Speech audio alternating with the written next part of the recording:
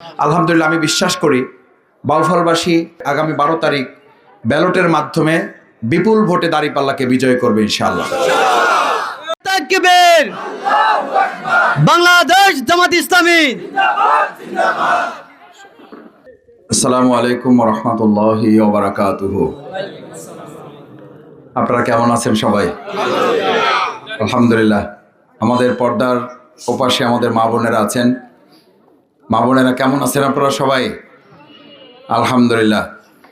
আমাদের ভাইদেরও যেমন অনেক কাজ রেখে আপনারা এসেছেন, আমাদের মা বোনেরাও এই সময় রান্না বান্না, ঘর সামলানো, অনেক কাজ তাদের আছে। এই কাজ রেখে আমাদের কৃষক ভাইরা এসছেন, শ্রমিক ভাইরা এসছেন, আমাদের বিভিন্ন ব্যবসায়ী ভাইরা এসছেন।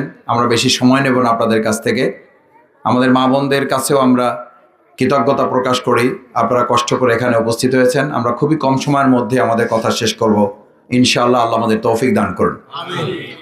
আজকের প্রোগ্রামের সম্মানিত সভাপতি, আপনাদের প্রিয় মানুষ, প্রিয় সংগঠক, সমাজসেবক, সাবেক কর্মকর্তা, আমাদের অত্র অঞ্চলের জনাব মোহাম্মদ হারুনুর রশিদ, কাশিপাড়া ইউনিয়নের সংগ্রামী সভাপতি জামাত ইসলামী বাংলাদেশ, আপনাদের সামনে এএসপি, সাবেক পুলিশের কর্মকর্তা, আমাদের অত্যন্ত শ্রদ্ধাভাজন মুরব্বী, দেশের সেবায় যিনি নিজেকে নিযুক্ত করেছিলেন, সততা দক্ষতার উপরে যিনি নিজেকে অবিচল অটল রেখেছেন এবং তার আজকের বক্তব্য আমাদের ভবিষ্যতের জন্য অনুপ্রেরণা হবে, আমাদের সেই শ্রদ্ধাভাজন মুরব্বী, উপস্থিত অন্যান্য ওলামা একরাম, বাংলাদেশ জাতীয়তাবাদী দল থেকে সদ্য জামাত ইসলামে যোগদানকৃত নাজিরপুরের কৃতি সন্তান বিশিষ্ট ব্যবসায়ী আমাদের প্রিয় ভাই, আমি হেলাল ভাইকে একটু পরিচয় করে দিই। আমাদের হেলাল ভাই সময় থাকলে বক্তব্য দিলে ভালো হতো। হেলাল উদ্দিন মুন্সি আপনারা সবাই চেনেন। তিনি নাজিরপুরের দীর্ঘ 30 বছর বাংলাদেশ জাতীয়তাবাদী দল বিএনপির সাথে ছিলেন। এখন জামাত ইসলামীকে কাজ করে ইসলামকে বিজয়ের জন্য তিনি কাজ করবেন। আল্লাহ তাকে কবুল করুন। সম্মানিত মা বোনেরা, ভাইয়েরা, আজকে এখানে যেন আমরা এসেছি, আমাদের এই কাজ শুধু নির্বাচনী কাজ না, এটা আমাদের জন্য ইবাদত। কারণ আল্লাহ সুবহানাহু তাআলা আমাদেরকে সিজদা করতে বলেছেন, রুকু করতে বলেছেন, তার গোলামি করতে বলেছেন, পাশাপাশি ওয়াফআলুল খায়র, সমাজের কল্যাণে কাজ করতে বলেছেন। সমাজের কল্যাণে দুইভাবে কাজ করা যায়, এক সাধারণ হিসাবে, আর এক হচ্ছে সাধারণ মানুষের সমর্থন নিয়ে সরকারের অংশগ্রহণ করার মধ্য দিয়ে। আমি বিগত 15 বছর 20 বছর আলহামদুলিল্লাহ ব্যক্তিগতভাবে ছাত্র জীবন থেকে আমি চেষ্টা করেছি অত্র এলাকার বাউফলের মানুষের কল্যাণে কাজ করার জন্য।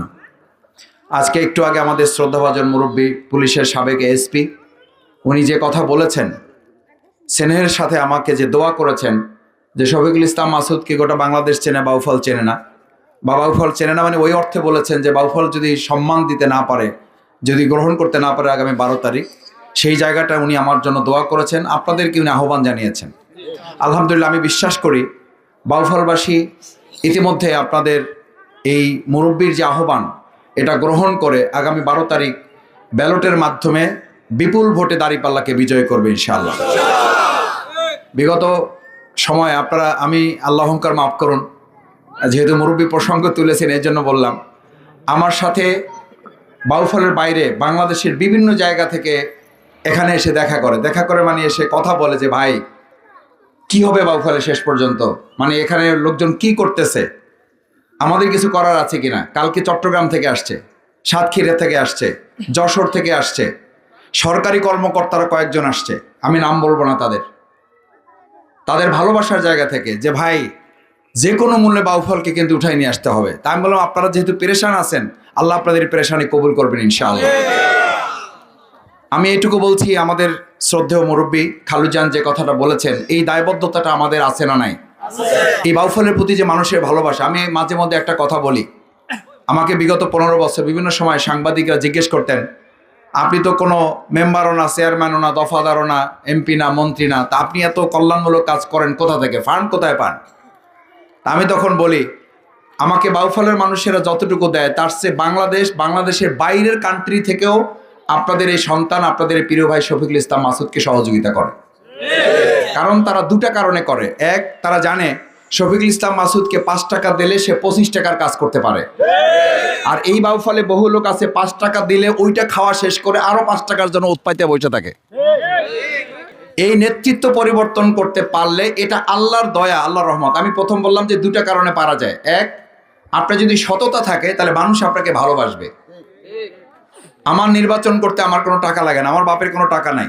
ভাই যেমন বলেছেন, আমার বাবা স্কুলের হেডমাস্টার ছিলেন, আমার 10 ভাই বোনকে পড়াশোনা করাইছেন। 1 টাকা ঋণ রেখে তিনি দুনিয়া থেকে বিদায় নেন নাই। আমাদের জানা মতে তিনি কোনো অন্যায় পথে উপার্জন করেন নাই, আল্লাহ চালিয়ে নিয়েছেন আমাদের। আমার মা মাঝে মধ্যে বলতো, সাধারণত মহিলারা, আমাদের মা বোনেরা এখানে আছেন, জানেন যে তারা একটু ঘর বাড়ি করা, এটা করা, ওইটা করা, এগুলোর প্রতি একটা আগ্রহ থাকে। তো দীর্ঘদিন 30 বছর আমার বাবা অধ্যাপক, মানে প্রধান শিক্ষক, তারপরে বাউফল কলেজের অধ্যাপক ছিলেন। তো মাঝে মধ্যে বলতেন, আমাদের অমুক আত্মীয় ঘর করছে, আমার অমুক আত্মীয় গাড়ি করছে, অমুক আত্মীয় জমি কিনছে। আমার বাবা তখন বুকে হাত দিয়ে আমার মাকে আমাদের সামনে বলতো, আমি ঘর করতে পারি নাই, গাড়ি করতে পারি নাই, জমি কিনতে পারি নাই, আমি আমার 10 ছেলে মেয়েকে মানুষ করে রেখে যেতে পেরেছি, এটাই আমার বড় সম্পদ। সম্মানিত ভাইয়েরা, সেই জায়গা থেকে আমি বলছি, দ্বিতীয় হচ্ছে, আপনি যদি মানুষের জন্য কল্যাণ করতে চান তাহলে আপনার আরেকটা গুণ লাগবে, সেটা হচ্ছে আল্লাহর প্রতি নির্ভরতা।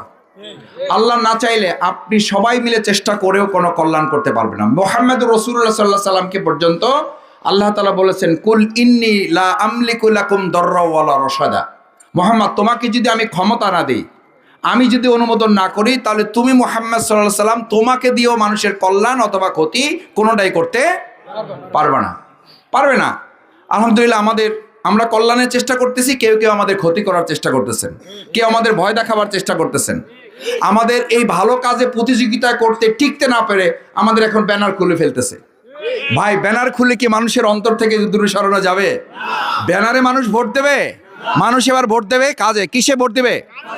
কাজে ভোট দেবে মানুষ।